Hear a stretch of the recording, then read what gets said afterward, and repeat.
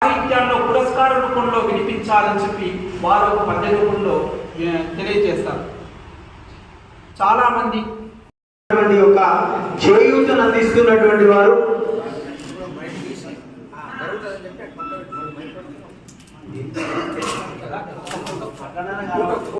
ఏర్పరిచినారు. అది వారికి ఈ సందర్భంగా సభాముఖంగా అభినందనలు, కృతజ్ఞతలు తెలియజేస్తూ ఈనాటి ఈ సమావేశంలో పాల్గొనడానికి నాకు అవకాశం ఇచ్చి కృష్ణమూర్తి గారిని మరొకసారి జ్ఞాపకం చేసుకునే అవకాశం ఇచ్చినట్టు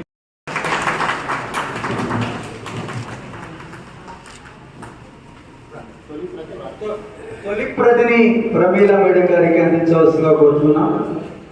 దీనికి సంపూర్ణమైనటువంటి ఒక అంటే నంది శ్రీనివాస్ గారు ఆయన అవుతే నాకు చాలా ఇష్టం.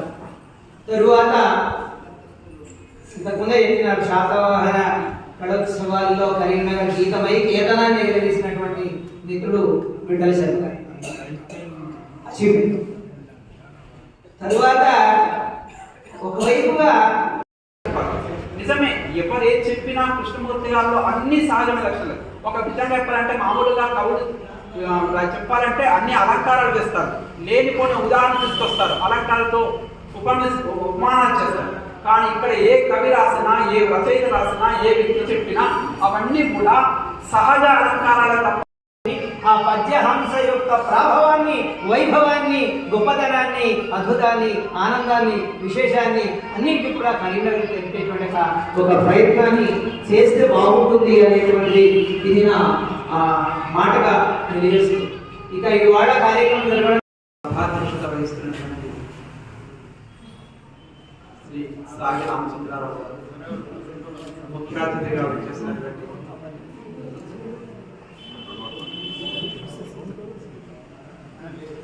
దాసరి శ్రీపాల్ రెడ్డి గారు,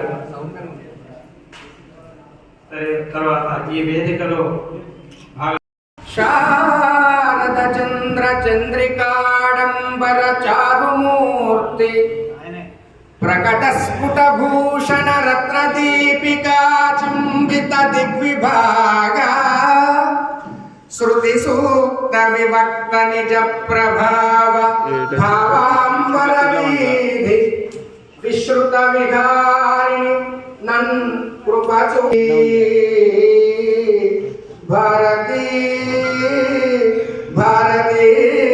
ఒక గడువు పెట్టి ఇంకా 10 రోజులే ఉంది, ఇంకా 5 రోజులే ఉంది, ఇంకా 3 రోజులే ఉంది, ఇక రైల్వే లాస్ ఇలా చెబుతూ అందరినీ ప్రేరేపించి అందరి కవితలను సేకరించి వాటిని ఎప్పటికప్పుడు ఇంతమంది సమర్పించారు, ఇంకా ఎంతమంది వస్తారో అన్నట్టుగా ఒక మోటివేట్ చేస్తూ ముందుకు తీసుకొచ్చినటువంటి వ్యక్తి నంది శ్రీనివాస్ గారు.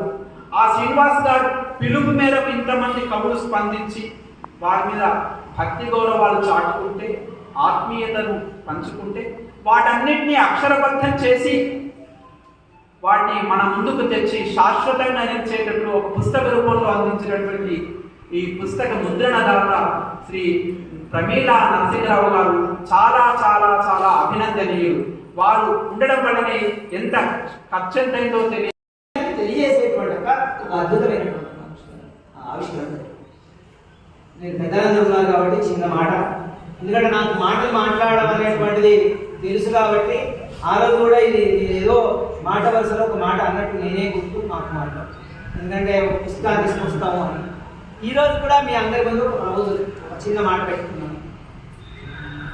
జీవి కృష్ణమూర్తి గారు ఒక్కసారి మనం వారు ఈ సందర్భంలో చాలాసార్లు అని, కానీ ఒక శాశ్వతంగా గుర్తుపెట్టుకోవాలంటే మనమందరం కలిసి, అన్ని సంస్థలు కలిసి, కొన్ని జీవి మిత్రం మనం కలిసి వారి పేరున ఒక పురస్కారాన్ని ప్రతి సంవత్సరం ఇచ్చేటువంటి ఒక ప్రతిపాదన కనుక మనం చేసుకున్నట్టయితే ప్రతి సంవత్సరం జీవి కృష్ణమూర్తి గారిని గుర్తు చేసుకుంటాం.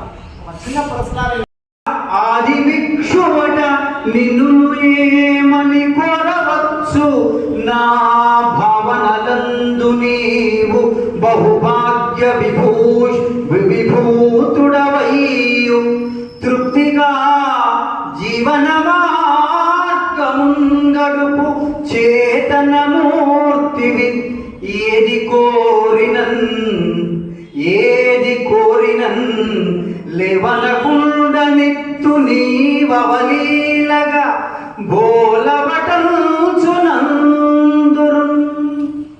అదే ఆయన కోరుకు పుస్తక రూపంలో మనం కవులు పలికిన అక్షరాలను పుస్తక రూపంలో తెచ్చినటువంటి శ్రీమతి రమీళ నరసింహరావు గారికి, మరి మిత్రులు రామన్ పెట్ల శర్మ గారికి, అనంతాచార్య గారికి, సాహితీ గౌతమి అధ్యక్షులు శ్రీ నంది శ్రీనివాస్ గారికి, స్తంభంగాడి గంగాధర్ గారికి, మరియు రాజా రామోహన్ గారికి, మరి అలాగే సోదరులు శ్రీ నాగేశ్వర్ గారికి, ఇక్కడికి వచ్చేసినటువంటి శ్రీ కృష్ణమూర్తి గారి సన్నిహితులు, ఆత్మీయులు, బంధువులు,